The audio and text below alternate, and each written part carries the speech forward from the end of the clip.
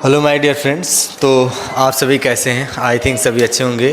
तो आज हम आप सभी के लिए क्लास 10th के बारे में बात करेंगे, जिसमें मैथ का चैप्टर रहेगा क्लास 10th। इसमें आपको हम पढ़ाएंगे मैथ, अभी इसके बाद इंग्लिश भी पढ़ाया जाएगा हम ही द्वारा। और पहला चैप्टर है आपका, चैप्टर रहेगा फर्स्ट, जिसमें हम पढ़ाएंगे वास्तविक संख्या। देखिए, तो क्या करेंगे अब इसमें हमने क्या पढ़ेंगे, पहला चैप्टर है क्या, वास्तविक संख्या। वास्तविक संख्या के बारे में बात करेंगे। आपका ये पहला चैप्टर भी है और क्लास 10th का पहला लेक्चर भी है। तो इसमें देखेंगे वास्तविक संख्या होती क्या है। सबसे पहले ये ध्यान देंगे, तो वास्तविक संख्या के लिए हमने एक चीज़ बताया है। देखेंगे कि एक होता है आपका परिमेय संख्या, एक होता है अपरिमेय संख्या। परिमेय संख्या और एक होता है अपरिमेय संख्या, जिसको बोलते हैं रेशनल नंबर, और इसको बोलते हैं इरेशनल नंबर, है ना। ये आपका तो ये नाम है, लेकिन ये होता क्या है। सबसे पहले ये ध्यान रखना कि वास्तविक संख्या क्या होता है। वास्तविक संख्या देखेंगे, हमने क्या लिखा, एक परिमेय संख्या और अपरिमेय संख्या। मतलब क्या हुआ कि अगर वास्तविक संख्या की परिभाषा बतानी है तो सबसे सिंपल में बताएंगे कि परिमेय संख्या और अपरिमेय संख्या का जो एक समूह होता है, समुच्चय जो होता है, उसको क्या बोलते हैं हम, वास्तविक संख्या यानी रियल नंबर बोलते हैं। क्या बोलते हैं, रियल नंबर। ये क्या आपका रियल नंबर है। लेकिन अगर एक और तरीका है आपको समझाने का कि एक संख्या रेखा, आप लोग पढ़े होंगे 9 या 8 में पढ़े होंगे, तो इसमें क्या बताया जाता है कि एक संख्या रेखा होती है जो जिसमें एक जीरो होता है। इसके इधर जाओगे तो सभी धनात्मक संख्याएं मिलेंगे, पॉजिटिव नंबर मिलेंगे, और लेफ्ट साइड जाओगे जीरो के तो क्या मिलेगा, नेगेटिव संख्या मिलेंगी, नेगेटिव नंबर मिलेगा। तो इन दोनों को मतलब क्या हुआ कि अगर कोई भी संख्या रेखा पर, कोई भी संख्या अगर संख्या रेखा पर है तो क्या होता है, वास्तविक संख्या होती है।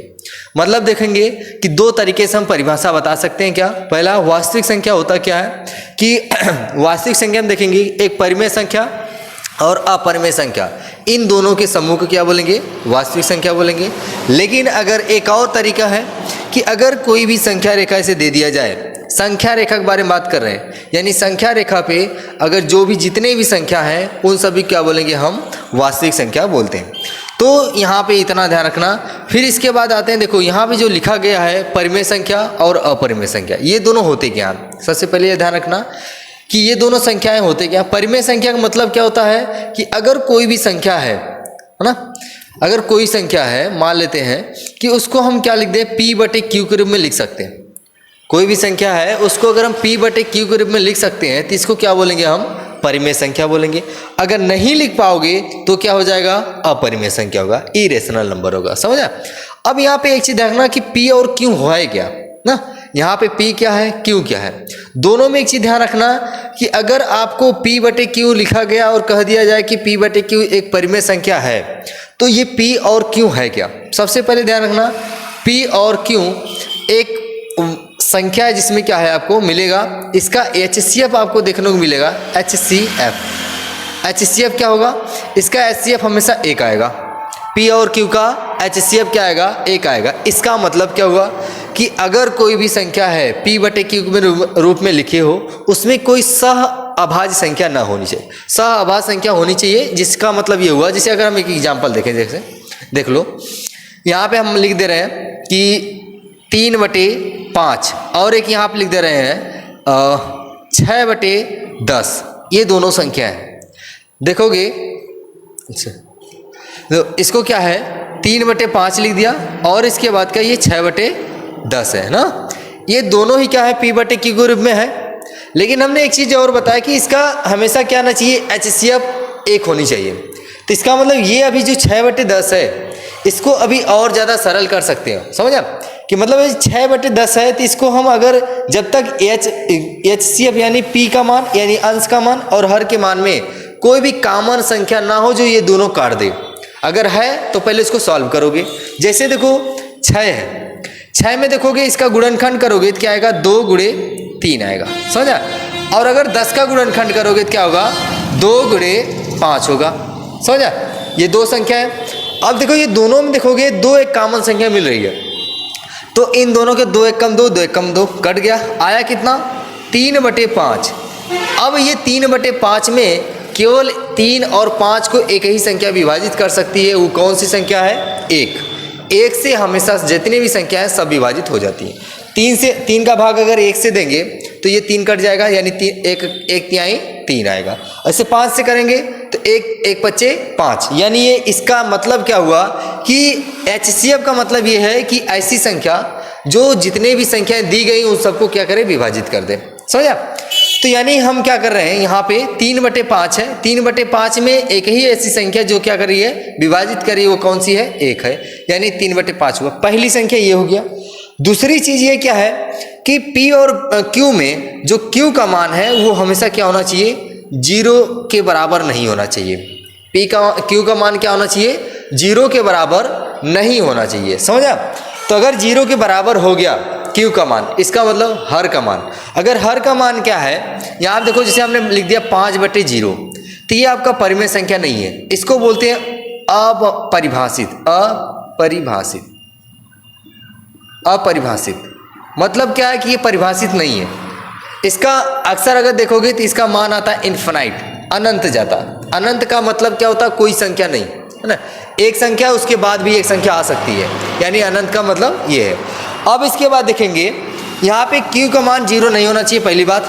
दूसरी चीज़ क्या है, P और Q में देखोगे तो P और Q ये दोनों ही आपका क्या होगा, पूर्णांक संख्या होगी। P का मान जो P है और Q, P और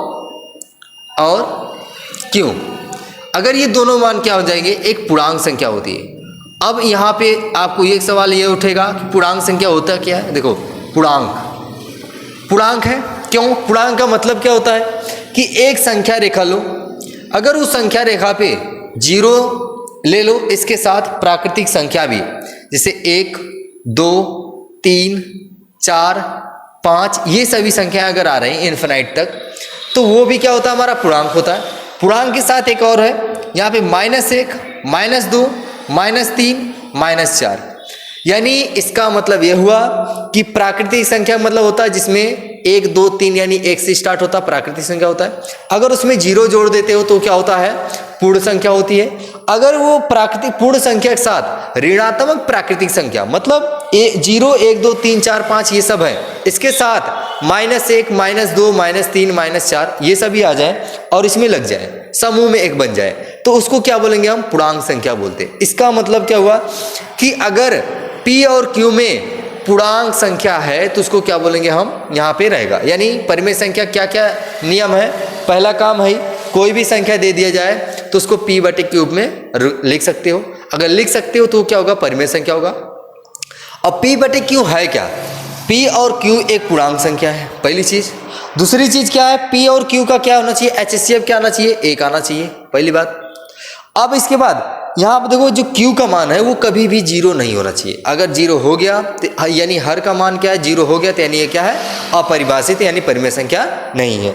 दूसरा चीज क्या है, अब यहाँ पे P और Q हमारा पूर्णांक से एक और यहाँ पे एक नियम आता है, कौन सा, कि P और Q का जो है, P और Q इन दोनों का घात यानी पावर, P का और Q का जो पावर होगा वो हमेशा क्या होता है, एक पूर्णांक संख्या होगी, पूर्णांक संख्या, है ना, यानी पूर्णांक होगा, समझा। यानी अगर Q और P और Q का जो घात है मतलब पावर है, अगर वो क्या आ जाए, एक पूर्णांक आ जाए, इसके बाद ये दोनों ही पूर्णांक हो और इसके बीच में HCF 1 हो और Q का मान 0 ना हो तो उसको क्या बोलेंगे हम, परिमेय संख्या बोलेंगे।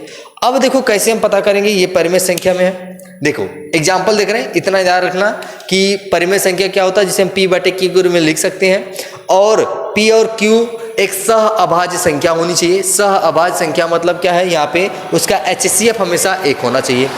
दूसरी चीज क्या है, Q का मान हमेशा 0 नहीं होना चाहिए, यानी जो हर का मान है कभी 0 नहीं होना चाहिए।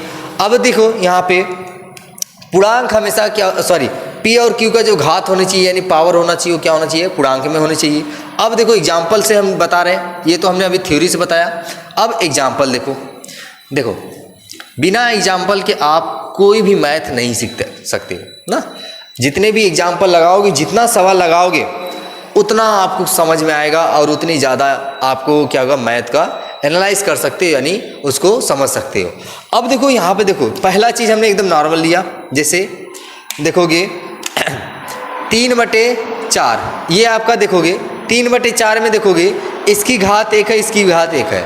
मतलब क्या हुआ, अगर कोई भी संख्या ले, चाहे जो, मान लेते हैं हमने 5 लिया, 5 की घात कितनी है, 1 है, समझा।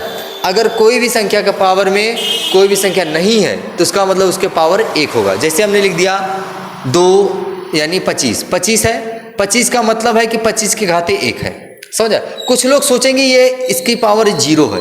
अगर किसी भी संख्या का पावर 0 आ जाए तो क्या होता है, वो 1 के बराबर होता है। ये ध्यान रखना, सबसे बड़ी गलती यहाँ पर होती है कि सब लोग अगर देख लेते हैं, जैसे मान लेते हैं हमने यहाँ 7 लिखा, 7 लिखने का मतलब ये समझ लेंगे कि 7 के घाते 0 है।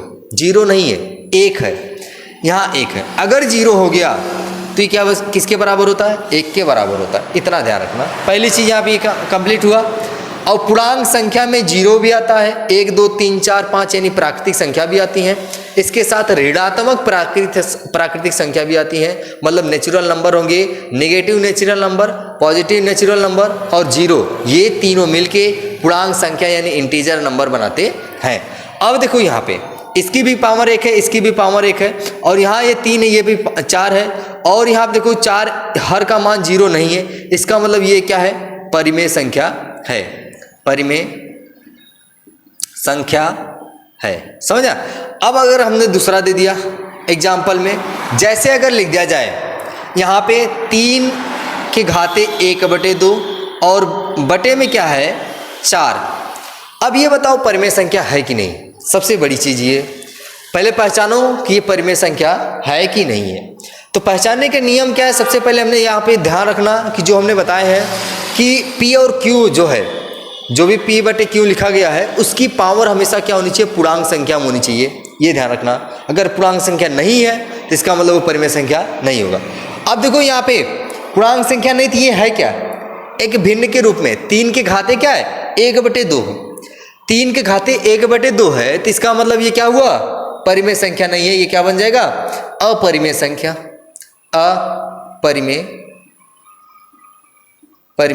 संख्या। अच्छा ये एक चीज बताओ, अब यहाँ पे अगर आप लोग ध्यान दोगे, हमने क्या बताया कि जिसको P/Q के रूप में लिख सकते हैं ना, उसको क्या बोलते हैं, परिमेय संख्या बोलते हैं। लेकिन यहाँ पे क्या ये भी तो P/Q के रूप में है। तो हमने एक परिभाषा बताया था कि P/Q में जो होगा, P का मान होगा, हमेशा क्या होता है, उसका पावर एक पूर्णांक संख्या में होनी चाहिए, पहली बात।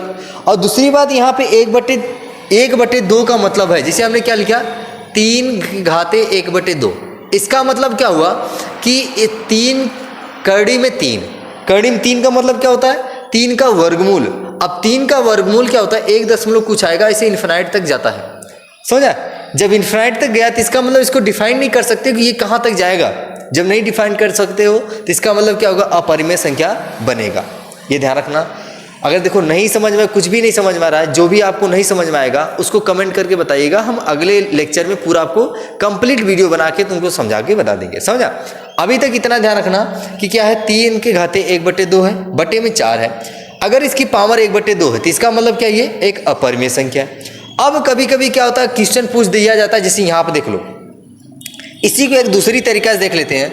अब ये बताओगे 9 के घाते 1/2 है और बटे में 3 है, 3 रहे, चाहे हमने ले लिया यहाँ पे, समझ लो 5 ले रहे हैं ना, 5 ये हो गया। अब बताओ ये परिमेय संख्या है कि नहीं है। तो कुछ लोग तो यहाँ ऊपर वाले से देख के तुरंत बता देंगे ये अपरिमेय संख्या है ना। तो अपरिमेय संख्या कब बताएंगे, जब आप उसको पूरी तरह से सॉल्व कर लेंगे। क्वेश्चन को सॉल्व करने के बाद लास्ट तक ले जाएंगे, जहाँ पे आपका जो HCF है यानी सह अभाज्य गुणन तक ले जाएंगे। जब सह अभाज्य गुणनखंड तक ले जाएंगे, तब इसके बाद अगर उसमें से P का मान और Q का मान दोनों के पावर में अगर कोई पूर्णांक संख्या नहीं है, तब उसको क्या बोलेंगे, हम अपरिमेय बोलेंगे। लेकिन अभी यहाँ देखोगे तो 9 को हम क्या लिख सकते हैं, ध्यान दो कि 9 को हम क्या लिख सकते हैं, 3 गुणे 3।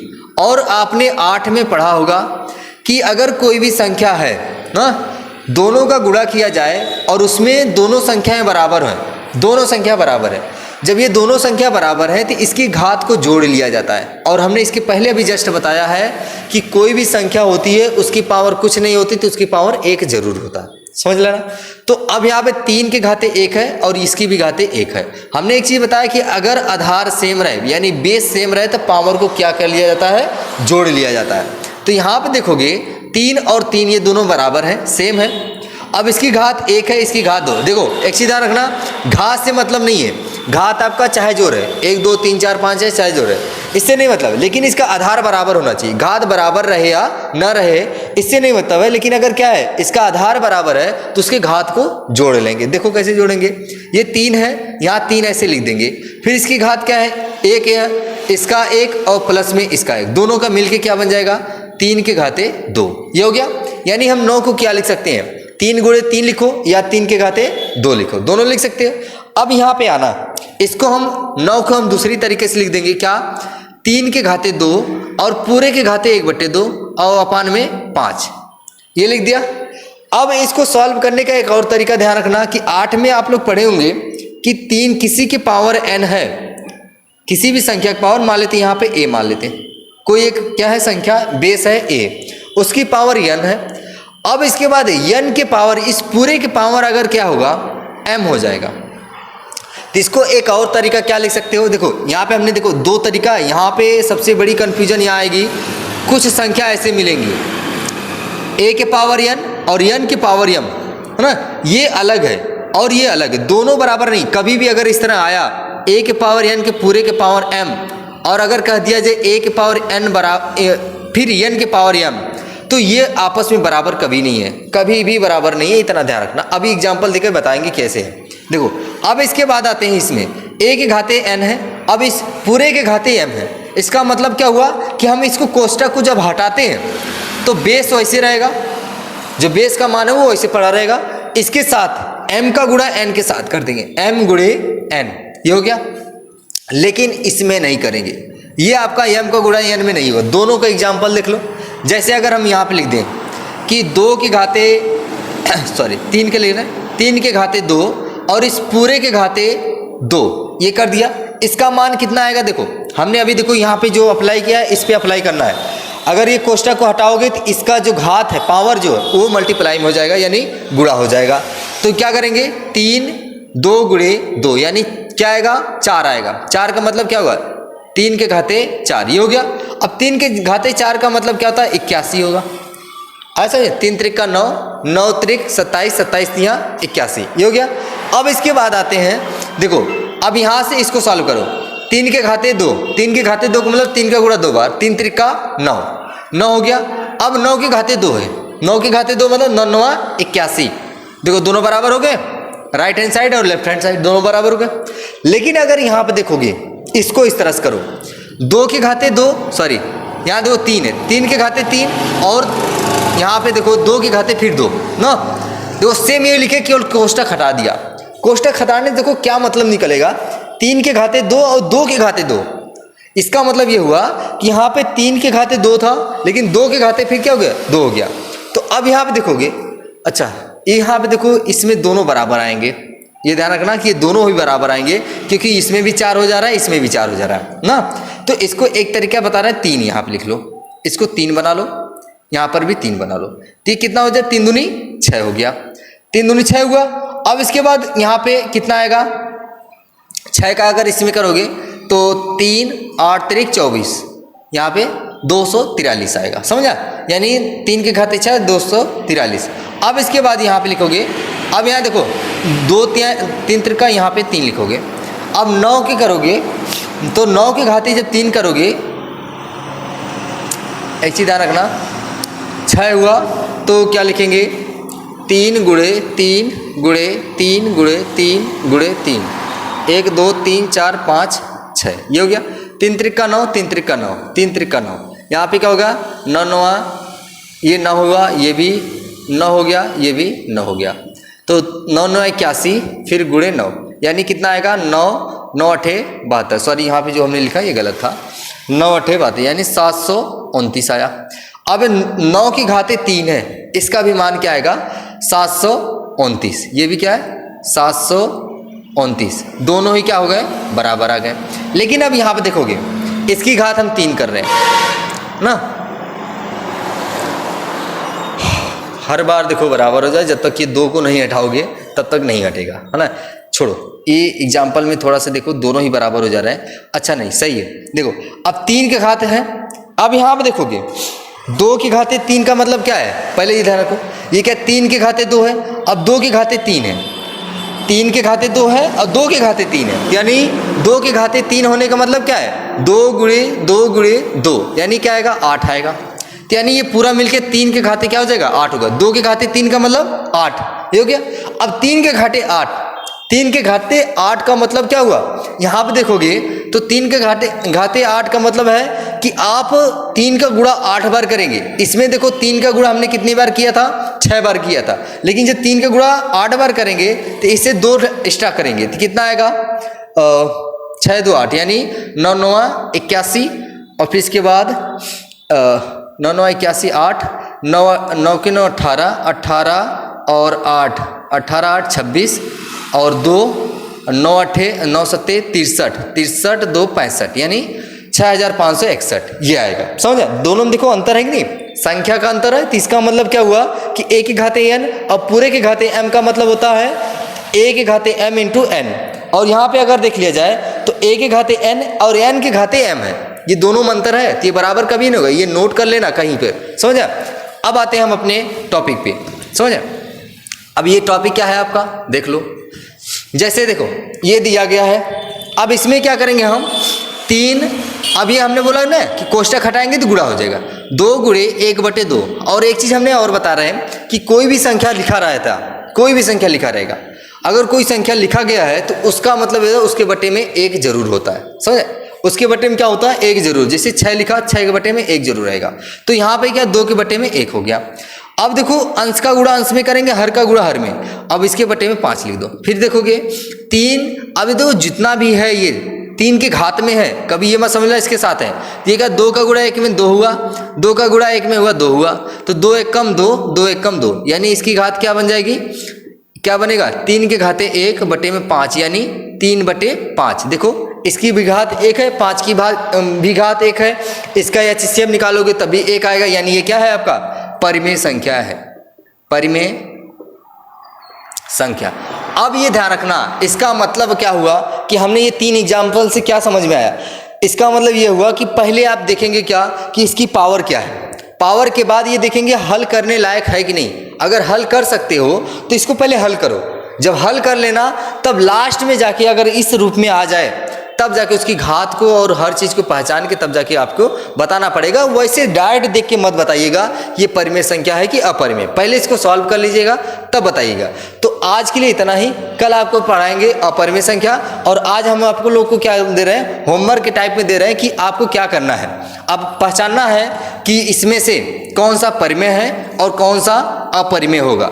यानी आपको बताना होगा, कमेंट करके बताइएगा, पहले हल कर लीजिएगा फिर इसके बाद कमेंट करके बताइएगा। पहला क्वेश्चन और दो क्वेश्चन देंगे, जिसमें से अगर पहला क्वेश्चन आपका परिमेय होगा तो परिमेय बताइएगा, अपरिमेय होगा तो अपरिमेय। अगर नहीं समझ में आया होगा तब भी आप कमेंट करिएगा कि हमें इस जगह नहीं समझ में आया है और हम आपको डिटेल में वहाँ पे बता देंगे। समझा, तो अब यहाँ देखेंगे, देखो एक सवाल ये रहेगा कि 2 के घाते 2 के पूरे के घाते 1/3 और बटे में 2, ये बताना है ये परिमेय संख्या है कि नहीं। दूसरा ये बताना है कि ये परिमेय संख्या है कि नहीं। दो 27 की घाते 1/3 बटे में 2, ये इन दोनों में से बताना है कौन सा परिमेय संख्या है कौन सा अपरिमेय संख्या है। और आप लोग क्या है, अगर यहाँ तक पढ़ के अभी तक मतलब जब से पढ़ा रहे हैं तब से लेकर अब तक पढ़ रहे हो तो इसका मतलब आप बहुत ही ज़्यादा यहाँ पे मेहनत के लायक हैं। और दूसरी बात क्या है, आप इसको क्या करेंगे, यहाँ पे हमारे जो YouTube चैनल है ज्ञान कोचिंग सेंटर, इसको आप लोग थोड़ा से सपोर्ट करिएगा, शेयर भी करिएगा अपने फ्रेंड में, और इसके बाद बताइएगा कि यहाँ पे इस तरह से पढ़ाया जाता है। अब हमने बताया कि यहाँ पे हम मैथ पढ़ाएंगे और इसके साथ साथ आपको इंग्लिश भी पढ़ाया जाएगा। मैथ और इंग्लिश हम पढ़ाएंगे, और एक मनीष सर भी हैं, वो आपको क्या पढ़ाएंगे, केमिस्ट्री और बायो पढ़ाएंगे। बहुत ही बेहतर तरीके से आपको इस पर पढ़ाया जाएगा। तो दोनों लोग मिलके हम यहाँ पे आप लोगों का क्या है, बोर्ड एग्जाम का क्या है, पूरा टारगेट को लेकर आपको पढ़ाएंगे। जैसे अब देखो यहाँ पे 2026 का जो आने वाला है एग्जाम, उसी को पूरा कंप्लीट करके हम लोग क्या करेंगे, आपको लेक्चर पूरा देंगे और हर रोज डेली ये पहुँचेगा आपके पास। थैंक यू, धन्यवाद। समझा।